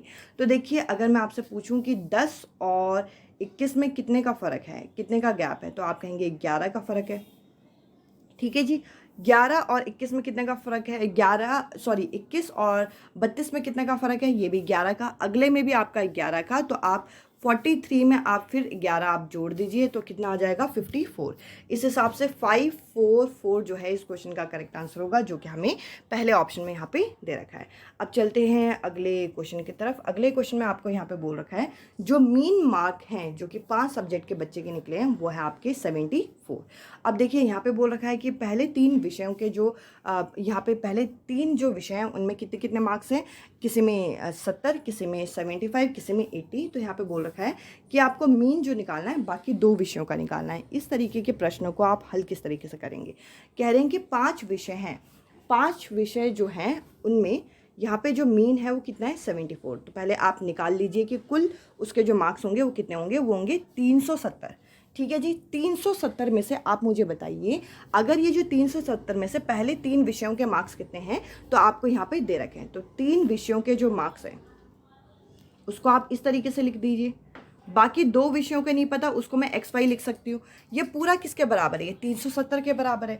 तो आप यहाँ पे क्या कर सकते हैं, इन तीनों को पहले आप जोड़ दीजिए और इन तीनों को जोड़ने के बाद आएगा आपका 325। 325 एक्स और वाई जो 2 बाकी सब्जेक्ट है जिनके बारे में हमें नहीं पता, तो एक्स और वाई कितना आ जाएगा, इन दोनों को माइनस करके आपका आ जाएगा एक्स और वाई का योग कितना आ जाएगा, 174। अब देखिए यहाँ पे आपको पता चल गया कि बाकी जो 2 विषय हमें नहीं पता उनमें जो मार्क्स है वो है 145। तो देखिए बाकी 2 विषयों का भी आपको क्या निकालना है, मीन निकालना है। 145 दोनों विषयों का आपका योग आया, और मीन निकालने के लिए क्या करते हैं, जितने भी विषय हैं उससे भाग कर देते हैं। 2 से अगर हम भाग करेंगे तो यहाँ पे 72.5 जो है इस क्वेश्चन का करेक्ट आंसर आएगा, जो कि हमें दूसरा ऑप्शन में यहाँ पे दे रखा है। अब चलते हैं अगले क्वेश्चन की तरफ। देखिए यहाँ पे हमें एक मॉर्निंग वॉक के बारे में बता रखा है, जो कि हर्षित इतने बजे से शुरू करता है, इतने बजे ख़त्म करता है, आमना जो है इतने बजे शुरू करती है, इतने बजे ख़त्म करती है, और जोसेफ जो है इतने बजे से इतने बजे तक करता है। तो देखिए आपको यहाँ पे अलग अलग कथन यहाँ पे दे रखे हैं, आपको ये बताना है कि इनमें से क्या करेक्ट आंसर है। तो देखिए अगर हम हर्षित के टाइमिंग का देखें तो एंडिंग टाइम से आपका स्टार्टिंग टाइम को माइनस करेंगे तो वो 1.17 हार, यानी कि 1 घंटा और 17 मिनट का समय लगेगा। आमना के टाइम गैप को अगर हम देखेंगे तो यह आएगा 1 घंटा 10 मिनट का, और इसके अलावा जोसेफ के अगर हम टाइम को देखें तो यह आएगा 1 घंटा 25 मिनट। तो देखिए इस हिसाब से यहाँ पे अलग अलग कथन दे रखे हैं। यहाँ पे बोल रखा है कि हर्षित और आमना का वॉक जो है सेम ड्यूरेशन का, साथ सेम ड्यूरेशन का तो किसी का भी नहीं है। जोसेफ की जो वॉक है वो आमना से यहाँ पे बोल रखा है कि कितनी ज़्यादा है, वो आपके 8 मिनट ज़्यादा है, या फिर जोसेफ की जो वॉक है वो 15 मिनट ज़्यादा है हर्षिता की। इसके अलावा यहाँ पे बोल रखा है आमना जो है वो सबसे लेट आपका लीस्ट ड्यूरेशन तक वॉक किया है। आप अगर गैप निकालेंगे तो आपको यहाँ पे पता चलेगा कि आमना जो है सिर्फ 1 घंटा 10 मिनट भागी है, जबकि जोसेफ और जो हर्षित है वो उससे ज़्यादा भागे हैं। इस हिसाब से इसका 4th जो ऑप्शन है ये करेक्ट आंसर होगा। अब चलते हैं अगले क्वेश्चन की तरफ। अब देखिए यहाँ पे बोल रखा है कि एक बच्चा जो है यहाँ पे डिफ्रेंशिएट नहीं कर पाता स्क्वायर और रेक्टेंगल का, वो भी सेम कैटेगरी के। तो देखिए यहाँ पे हम लोगों को बोल रखा है कि हमें बताना है कि बच्चा अभी वैन हेले की जो ज्योमेट्रिकल अंडरस्टैंडिंग है उनमें से यहाँ पे कौन से स्टेज में अभी लाई कर रहा है। अभी ये जो बच्चा है वो देख के चीज़ें यहाँ पे डिफ्रेंशिएट नहीं कर पाता, इसलिए हम यहाँ पे विजुअलाइजेशन लेवल में बच्चे को कहेंगे कि बच्चा अभी देख के चीज़ें नहीं बता पा रहा है। इस क्वेश्चन का पहला जो ऑप्शन है ये करेक्ट आंसर है। अब चलते हैं अगले क्वेश्चन की तरफ। अगला क्वेश्चन यहाँ पे बोल रखा है, which among of the following is an appropriate sequence for introducing the concept of addition of natural number. यानी कि जो हमारे नेचुरल नंबर होते हैं उसका हम अगर कॉन्सेप्ट यहाँ पे समझाना चाहें तो इनमें से कौन सा अप्रोप्रिएट सीक्वेंस माना जाएगा, और हमें यहाँ पे अलग अलग यहाँ पे सीक्वेंस यहाँ दे रखा है। देखिए अगर हम सीक्वेंस की यहाँ पे बात करें तो यहाँ पे आपका सही कौन सा सीक्वेंस होगा, सबसे पहले हमें कुछ एग्जाम्पल बच्चे को देनी चाहिए। इसके बाद बच्चे को कुछ ऐसे हमें सिचुएशन देने चाहिए जो कि वो वर्बल तरीके से सीख सके। इसके बाद हम लोगों को कुछ पिक्चर वहाँ पे दिखानी चाहिए, और लास्ट में उन्हें सिचुएशन देना चाहिए सिंबल के अनुसार। तो इस तरीके से बच्चा इंडक्टिव से डिडक्टिव मेथड की तरफ चीज़ें सीख पाएगा और बच्चे को कॉन्सेप्ट अंडरस्टैंडिंग होगी, और ये सीक्वेंस हमें दूसरा ऑप्शन में यहाँ पे दे रखा है। अब चलते हैं अगले प्रश्न की तरफ। क्वेश्चन नंबर 48 हमारे सामने। यहाँ पे हम लोगों से बोल रखा है कि नेशनल करिकुलम फ्रेमवर्क जो 2005 है, इसके अनुसार हमारा जो एक्सीलेंट मैथमेटिकल एजुकेशन है वो क्या चीज़ दर्शाता है। वो ये दिखाता है कि हर बच्चा, हर स्टूडेंट जो है वो मैथमेटिक्स को सीख सकता है, और मैथमेटिक्स जो है हर बच्चे को सीखने की नीड है। यानी कि एक तरीके से मैथमेटिक्स को हर बच्चे के लिए इंपॉर्टेंट बताया गया है इसके अंदर। तीसरा जो ऑप्शन है ये करेक्ट आंसर है। अब चलते हैं अगले क्वेश्चन की तरफ। यहाँ पे बोल रखा a teacher told her student to maintain a daily mathematics journal to note down the situation where they use mathematics in their daily life। यहाँ पे बोल रखा है एक टीचर है जो कि बच्चों को बोलते हैं आप रोज़ मेंटेन करो एक ऐसी डायरी जिसमें आप नोट डाउन करो कि मैथमेटिक्स को आप डेली सिचुएशन में किस तरीके से आप यूज़ कर सकते हो। तो टीचर यहाँ पे क्या कर रही है, टीचर मैथमेटिक्स को उनके आउटसाइड वर्ल्ड के साथ जोड़ने का काम कर रही है। यहाँ पे बच्चा जो मैथमेटिक्स सीख रहा है वो सिर्फ क्लासरूम तक सीमित ना रहे, टीचर का ये गोल है। इस क्वेश्चन का तीसरा जो ऑप्शन है वो सही है, यानी कि बाहरी जीवन के साथ बच्चे के गणित को जोड़ने की कोशिश कर रही है। अब चलते हैं क्वेश्चन नंबर 50 की तरफ। क्वेश्चन नंबर 50 हमारे सामने है, mathematics is not just arithmetic. Mathematics जो होता है सिर्फ और सिर्फ आपका अर्थमेटिक नहीं है। ये जो स्टेटमेंट है ये आपका किस चीज़ को यहाँ पे जस्टिफाई करता है।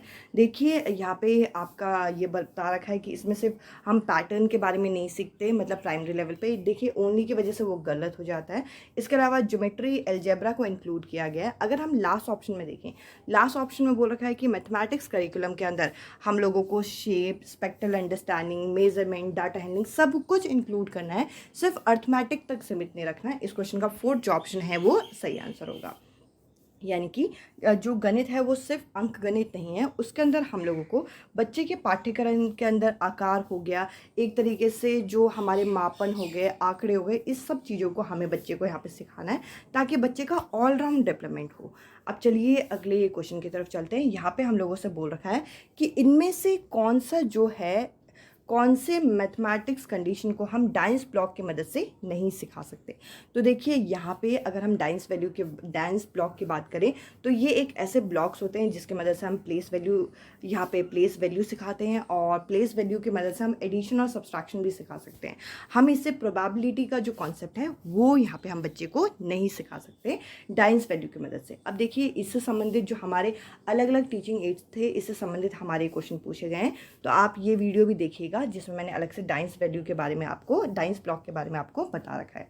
अब देखिए यहाँ पे बोल रखा है व्हेन आस्क्ड टू राइट 60,065, यहाँ पे बोल रखा है 60,065 बच्चे को लिखना हो तो 60,065 हम इस तरीके से लिखेंगे, पर बच्चा जो है वो 665 लिख रहा है। तो देखिए इस तरीके की एरर को हम किस तरीके से यहाँ पे बोल सकते हैं कि ऐसा हो सकता है कि बच्चा यहाँ पे प्लेस वैल्यू के अभी कॉन्सेप्ट को ना सिखाओ। इस क्वेश्चन का फोर्थ जो ऑप्शन है ये करेक्ट आंसर है। अब चलते हैं अगले क्वेश्चन की तरफ। यहाँ पे एक एडिशन का प्रॉब्लम टीचर ने दिया जो कि था 234 + 42। इसमें एक बच्चा लाउडली यहाँ पे बोलता है कि if we were 40 then we would 254 यहाँ पे बोल रखा है कि अगर यहाँ पे 40 होता है तो हम किस तरीके से इसे बढ़ा देते हैं 244, 254, 264, बट यहाँ पे 42 है तो हम इसे स्प्लिट करके इस तरीके से ऐड कर सकते हैं। तो यहाँ पे ये जो स्ट्रैटेजी है वो बच्चा क्या दिखा रहा है। अब देखिए यहाँ पे हमें डिस्करेज करना है, ये तो यहाँ पे गलत हो जाएगा। यहाँ पे बोल रखा है कि यहाँ पे हमें बच्चों को क्या करना है, इनके करेक्ट प्रॉब्लम यहाँ पे डायरेक्ट इन्हें बताने का मेथड बताना है। साथ ही साथ यहाँ पे बोल रखा है कि ये एक तरीके से एल्गोरिदम नहीं है किसी भी कॉन्सेप्ट नॉलेज के लिए, ये भी यहाँ पे गलत है। यहाँ पे हमें पता चलता है कि बच्चा किस इनफॉर्मल स्ट्रैटेजी की मदद से मैथ सीख रहा है, और बच्चे की अंडरस्टैंडिंग प्रोसेस हम लोगों को यहाँ पे समझ में आता है कि बच्चा किसी प्रॉब्लम को किस तरीके से सॉल्व करने के लिए सोच रहा है। अब चलते हैं अगले क्वेश्चन की तरफ। अगला प्रश्न आप यहाँ पे देख सकते हैं। यहाँ पे बोल रखा है कि फ्यू स्टूडेंट आर कन्फ्यूज। कुछ ऐसे स्टूडेंट हैं जो कि यहाँ पे कंफ्यूज हैं किसके बारे में, क्वेश्चन और रिमाइंडर के बारे में, यानी कि डिवीजन के क्वेश्चन चल रहा है। तो यहाँ पे एक तरीके से हम किस तरीके से हम बच्चे को पढ़ा सकते हैं। देखिए ब्लैक बोर्ड में हम चीज़ों को कराएंगे तो बच्चा उसी तरीके से समझेगा, दोबारा वहीं पे कंफ्यूज होगा। प्रॉब्लम शीट अगर हम देंगे तो बच्चे को अगर समझ में नहीं आया तो किस तरीके के प्रॉब्लम वो सॉल्व करेगा। हमें बच्चों को कॉन्क्रीट मटेरियल की मदद से बच्चों को अलग अलग ऑब्जर्वेशन मेथड से हमें सिखाना है ताकि बच्चा देख के उस चीज़ को अच्छे से समझ पाए। इस क्वेश्चन का तीसरा जो ऑप्शन है ये करेक्ट आंसर है। अब चलिए अगले प्रश्न की तरफ चलते हैं। अगले क्वेश्चन में बोल रखा है इनमें से कौन सा आपका समेटिव असेसमेंट नहीं होता। समेटिव असेसमेंट वो होता है जो सालाना पेपर आपके होते हैं, ये एंड टर्म एग्जाम है, ये इसका आंसर नहीं होगा क्योंकि नॉट वाले ऑप्शन में बोल रखा है। इसके अंदर ग्रेडिंग, प्रॉम्प्टिंग और प्लेसमेंट करते हैं, ये भी समेटिव असेसमेंट है, इसलिए नहीं हो सकता। यहाँ पे बोल रखा है ये प्रोसेस ओरिएंटेड होता है, तो देखिए ये आपका होता है तो मतलब समेटिव असेसमेंट का पार्ट है, तो इसको हम नहीं मानेंगे। इसमें हम डायग्नोस नहीं करते बच्चे के स्ट्रेंथ वीकनेस को। इस जो डायग्नोस और जो हम स्ट्रेंथ को देखते हैं वो हम फॉर्मेटिव असेसमेंट में करते हैं, ना कि समेटिव असेसमेंट में। इस हिसाब से इस क्वेश्चन का तीसरा जो ऑप्शन है ये करेक्ट आंसर होगा। अब चलिए अगले क्वेश्चन की तरफ बढ़ते हैं। अगला क्वेश्चन आप यहाँ पे देख सकते हैं। यहाँ पे हम लोगों को बोल रखा है विच of the following represent correct matching set. यहाँ पे बोल रखा है कि इनमें से कौन सा आपका करेक्ट मैचिंग सेट आपका बैठेगा और हमें यहाँ पे ये बताना है। तो देखिए मिसकंसेप्शन यहाँ पे जो है मिसकंसेप्शन आपका यहाँ पे तीसरा ऑप्शन में हो जाएगा कि ऊपर 2 और 3 को जोड़ा तो नीचे भी 3 और 4 को जोड़ के 7 बन गया। तो देखिए ये आपका मिसकंसेप्शन हो सकता है। इसके अलावा ये नंबर लाइन में रिप्रेजेंटेशन चल रही है। साथ ही साथ अगर हम देखें तो यहाँ पे ये आपका एस्टिमेशन है कि हम इन दोनों को मल्टीप्लाई करके लगभग इसके बराबर आएगा, और कंपैरिजन यहाँ पे जो 4 है वो 5 की तुलना में छोटा है, तो यहाँ पे हम कंपैरिजन कर रहे हैं। और ये जो मैच है आपका पहले ऑप्शन में यहाँ पे हमें दे रखा है। अब चलते हैं अगले प्रश्न की तरफ। अगला क्वेश्चन आप यहाँ पे देख सकते हैं। यहाँ पे हम लोगों को बोल रखा है while introducing the concept of multiplication. एक क्लास सेकेंड की टीचर जब मल्टीप्लिकेशन का कॉन्सेप्ट यहाँ पे दे रही है, start with word problem such that there are 4 members in a family and each member required 3 roti for lunch. How many rotis are required? यहाँ पे एक टीचर जो है वो इस तरीके से एक प्रॉब्लम को यहाँ पे इंट्रोड्यूस कर रही हैं। तो यहाँ पे वो किस चीज़ को यहाँ पे बढ़ावा दे रही है, हमसे ये क्वेश्चन पूछा गया है। यहाँ पे ये जो टीचर है वो डायरेक्ट हमें वर्ड प्रॉब्लम नहीं बता रही, हमें यहाँ पे क्या कर रही हैं, यहाँ पे वो रियल लाइफ सिचुएशन दे रही हैं कि तुम्हारे घर में 4 मेंबर हैं और हर मेंबर आपके 3-3 रोटी खाता है, तो टोटल कितनी रोटी लगेगी। बच्चा ये अपने घर में अपनी सिचुएशन में काउंट करके इसे देख सकता है कि अगर पापा ने यहाँ पे 3 रोटी खा ली, मैंने 3 रोटी खा ली, तो इसके बाद टोटल रोटियाँ कितनी हो जाएंगी। तो इसमें टीचर जो है वो रियल लाइफ सिचुएशन दे रही है ताकि मैथ्स के मैथमेटिक्स के जो मल्टीप्लिकेशन है इसके कॉन्सेप्ट को यहाँ पे टीचर समझा सके।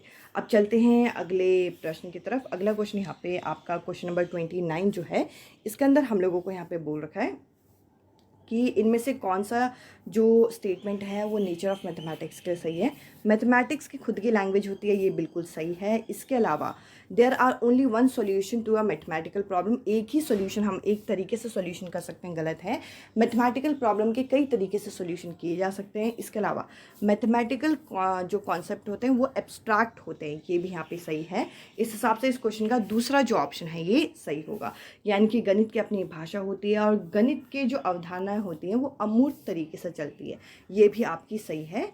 और गणित के समस्या का एक तरीके से समाधान करते हैं, ये यहाँ पे गलत होगा।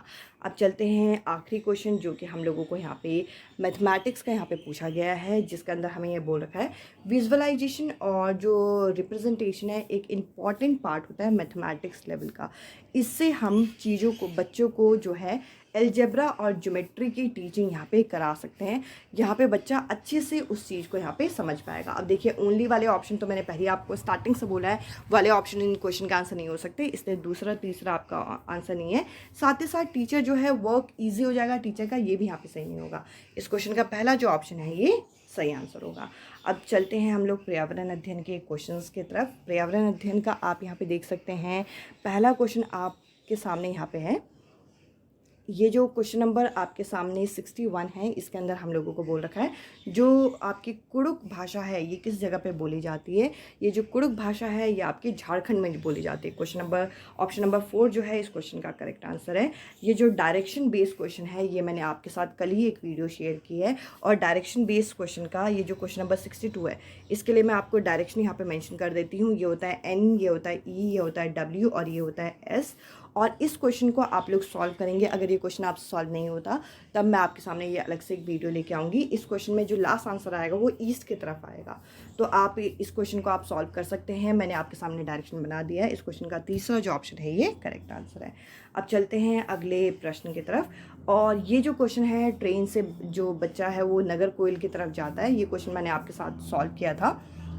देखिए मैंने आपको पहले ही बता रखा है कि आपका 4:15 है ये सुबह का समय होगा, और ये जो दूसरा समय दे रखा है 3:15 का ये भी आपका सुबह का समय है।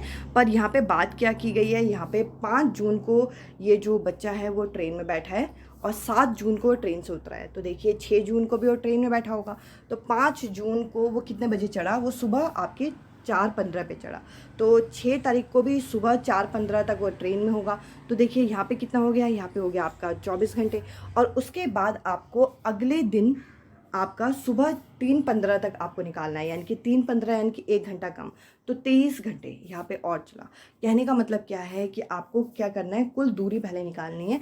3 तारीख को सुबह आपका 4:15 पे बच्चा बैठा था और 7 तारीख को उतरा वो भी 3:15 पे। तो देखिए 4:15 से 4:15 तक अगले दिन ये हो गए 24 घंटे, और 7 तारीख को ही 3:15 तक बैठा। 4:15 सुबह के अगले सुबह 3:15 तक कितने घंटे हो गए? 23 घंटे। तो 24 और 23 को अगर आप जोड़ेंगे तो ये कितना आ गया? ये आपका 47 घंटे हो गया। और कुल दूरी कितनी है? कुल दूरी है आपकी 2640। तो आपको एवरेज स्पीड निकालना है। 2640 और 47 को अगर हम भाग करेंगे तो इस क्वेश्चन का जो करेक्ट आंसर आएगा वो आएगा आपका, इन दोनों को भाग करने के बाद आएगा 56, जो कि हमें तीसरा ऑप्शन में यहाँ पे दे रखा है। इस तरीके का क्वेश्चन मैंने अपने चैनल पे आपको कई बारी करा रखा है, आप उसे देख सकते हैं। अब देखिए यहाँ पे बोल रखा है कि अगर हमें बी कीपिंग करनी है, इसके लिए सबसे बेस्ट टाइम क्या होता है? सबसे बेस्ट टाइम होता है अक्टूबर से दिसंबर तक का, जो कि हमें दूसरा ऑप्शन में दे रखा है। कुछ क्वेश्चन तो डायरेक्ट आपके एनसीईआरटी से पूछ रखे हैं। ये जो क्वेश्चन है, इस क्वेश्चन में हमें पूछ रखा है वेलक्रो जो है वो चीज़ों को चिपकाने का काम करता है। इसको हमारे सामने किसने इंट्रोड्यूस किया था? ये आपके एनसीईआरटी की किताब में दे रखा है।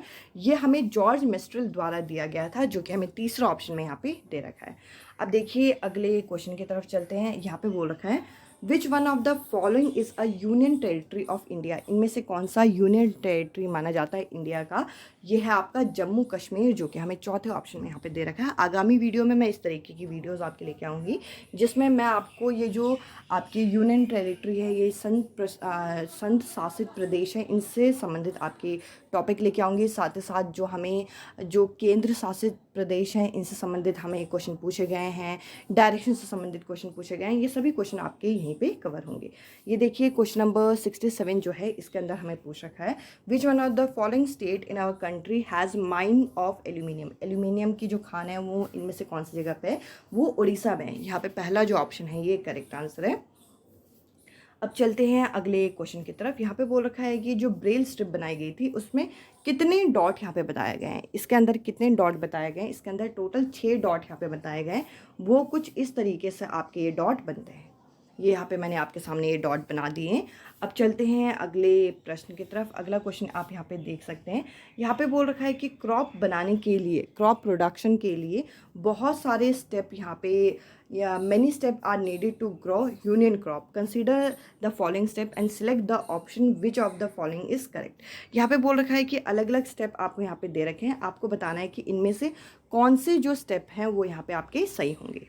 देखिए सबसे पहले तो हमें सॉइल को अच्छे से तैयार करना है, तो ऐसा ऑप्शन जिसमें ए दे रखा है वो आपका सही हो सकता है।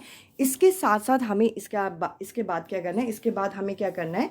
सीड को सो करना है, मतलब सीड को उगाना है उसमें।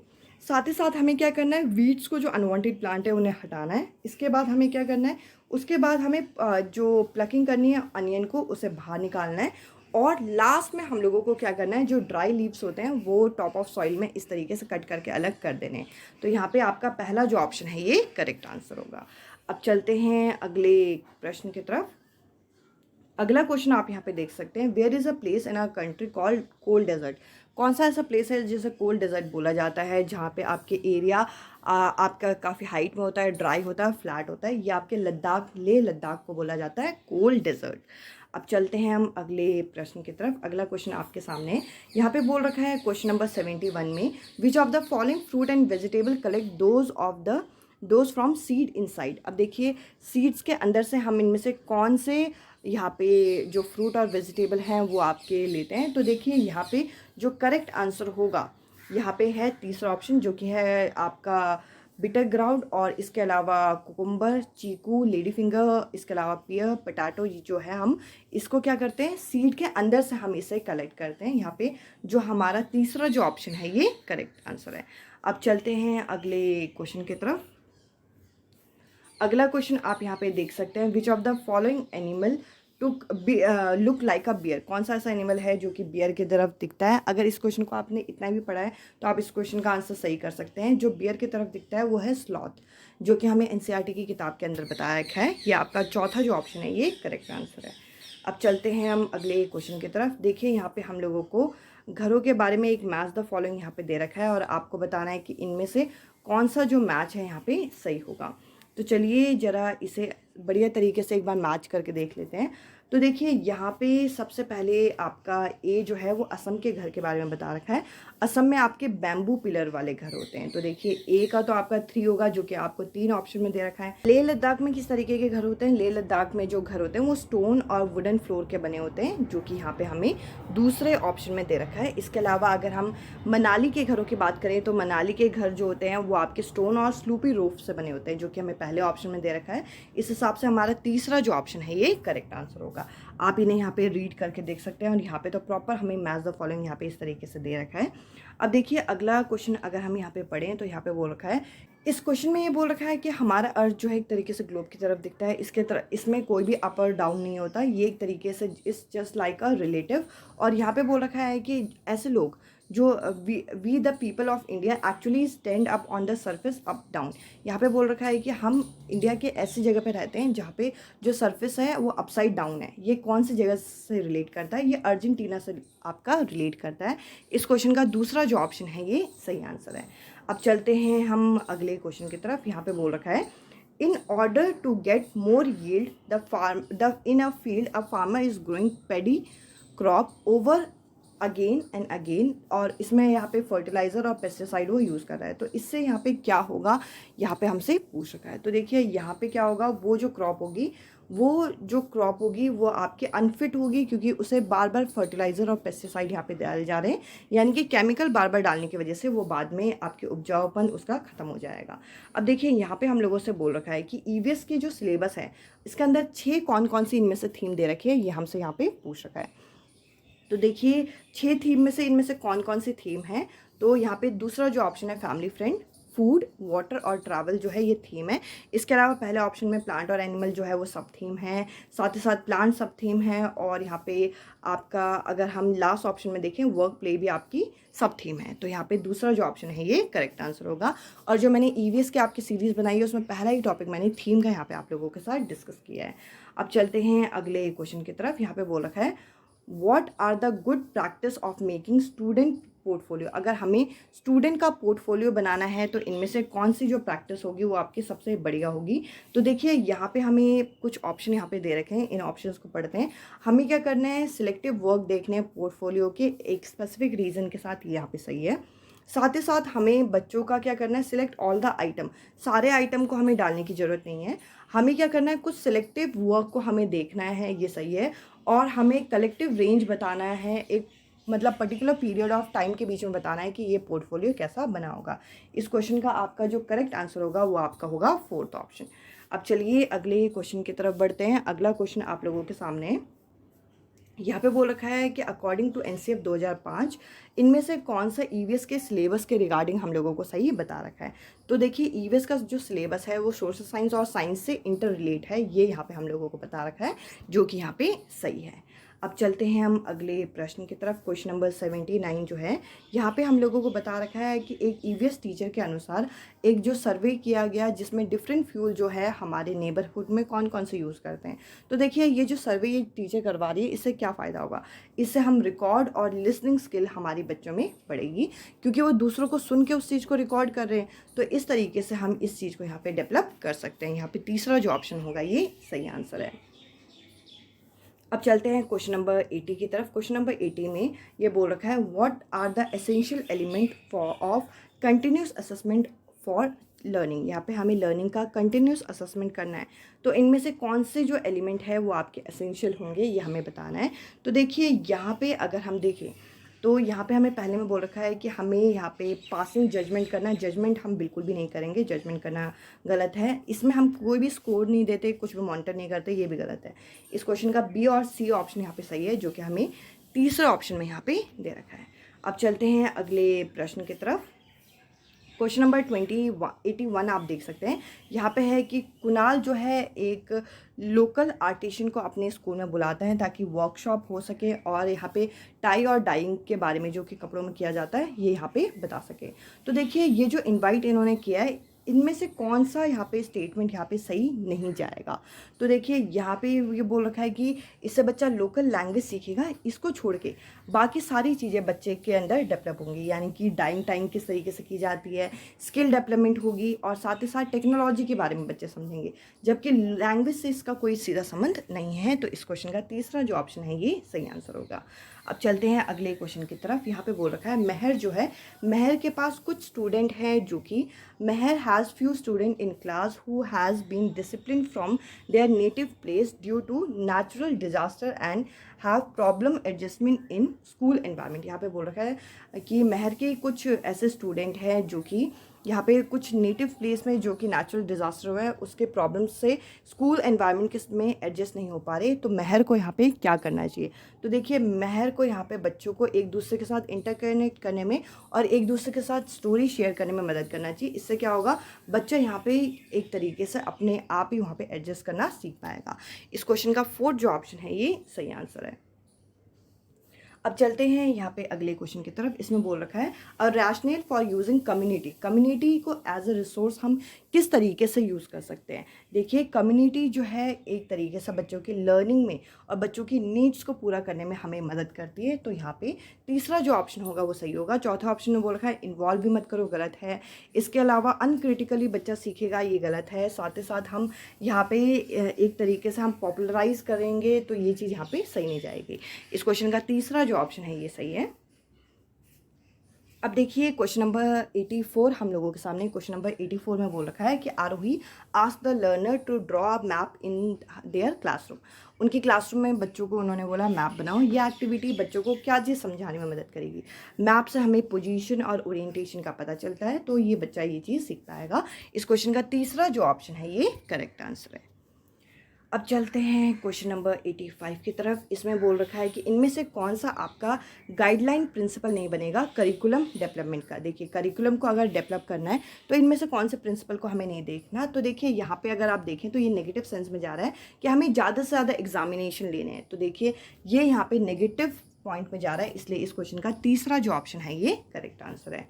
अब चलते हैं क्वेश्चन नंबर 86 की तरफ। यहाँ पे बोल रखा है कि अगर हम यहाँ पे लर्नर को ईवीएस सिखा रहे हैं तो हमें क्या चीज़ यहाँ पे अवॉइड करनी है। देखिए अवॉइड के बारे में बता रखा है, तो अगर हम अवॉइड के बारे में देखें तो हमें इंफॉर्मेशन कलेक्ट करना है, ये हम अवॉइड नहीं कर सकते। हमें यहाँ पे एक्यूरेट डिटेल देनी है, ये यहाँ पे हम अवॉइड नहीं कर सकते। साथ ही साथ ग्रुप वर्क को भी अवॉइड नहीं करना, हमें यहाँ पे टेक्निकल लैंग्वेज यूज़ करने को थोड़ा अवॉइड करना है। इस क्वेश्चन का लास्ट जो ऑप्शन है ये करेक्ट आंसर होगा। अब चलते हैं अगले क्वेश्चन की तरफ। यहाँ पे बोल रखा है कि यहाँ पे क्लास 5 में जो हमें एक स्टोरी दे रखी है रोनाल्ड रॉस की, जिन्हें नोबेल प्राइज़ मिला था 1902 में, जिन्होंने मस्किटो जो स्प्रेड होता है मलेरिया की वजह से, इनके बारे में यहाँ पे बताया था। और इन्होंने अपनी स्टोरी को यहाँ पे अच्छे तरीके से पोर्ट्रे किया कि किस तरीके से मस्किटो के स्टमक में जाके इन्हें यहाँ पे ये मलेरिया के बारे में इन्हें डिटेल में पता चला था। तो देखिए ये चैप्टर यहाँ पे रोनाल्ड रॉस का हमें ईवीएस की बुक में क्यों इंट्रोड्यूस किया गया है, जिससे हमें यहाँ पे अलग अलग ऑप्शन दे रखे हैं। देखिए इससे बच्चे के अंदर साइंटिफिक प्रोसेस आएगा, ये सही है। साथ ही साथ बच्चे अपनी स्टोरी लिख पाएंगे। देखिए स्टोरी से हम यहाँ पे इसे रिलेट नहीं कर सकते। साथ ही साथ यहाँ पे बोल रखा है बच्चे यहाँ पे इनकरेज करेगा कि बच्चा किस तरीके से अलग अलग रिसोर्सेज को कलेक्ट करे, ये भी सही है। साथ ही साथ अगर हम देखें तो हमें हिस्ट्री ऑफ साइंस के बारे में भी पता चलेगा। ये तीनों ऑप्शन यहाँ पे सही है, जो कि हमें दूसरा ऑप्शन में यहाँ पे दे रखा है। अब चलते हैं अगले क्वेश्चन की तरफ। क्वेश्चन नंबर 88 हम लोगों के सामने। यहाँ पे बोल रखा है कि यहाँ पे भूषण जो है वो क्या कर रहा है, वो इंटीग्रेट कर रहा है थीम ट्रैवल को, वो भी क्लास 2 के लैंग्वेज क्लास के साथ, मतलब इंग्लिश क्लास के साथ ट्रैवल जो थीम है इसको यहाँ पे वो एक तरीके से क्या कर रहा है, इंटीग्रेट कर रहा है। इससे यहाँ पे क्या फ़ायदा होगा हमसे ये पूछ रखा है। यहाँ पे ट्रैवल अगर बच्चे को लैंग्वेज क्लासरूम में इंटीग्रेट करेंगे तो बच्चा अपने खुद के एक्सपीरियंस बता सकता है कि मैं यहाँ घूमने गया था, मैंने ये चीज़ देखी थी। तो इससे बच्चा अपने एक्सपीरियंस खुद सामने रख सकता है और लैंग्वेज की भी डेवलपमेंट यहाँ पे बच्चे की हो जाएगी। अब चलते हैं अगले क्वेश्चन की तरफ। क्वेश्चन नंबर 89 हम लोगों के सामने। देखिए क्वेश्चन नंबर 89 के अंदर ये बोल रखा है कि एक लर्नर है जो कि ईवीएस के क्लासरूम में ऑब्जर्वेशन शेयर कर रहा है, जो कि एक बैगर बॉय को उन्होंने अपने घर के आसपास देखा था और उसके जो पेरेंट्स हैं उसे वो स्कूल नहीं भेजते हैं। तो यहाँ पे जो लर्नर है what would you response to a learner as a teacher, तो तुम एज अ टीचर किस तरीके से बच्चे को रिस्पॉन्स करोगे।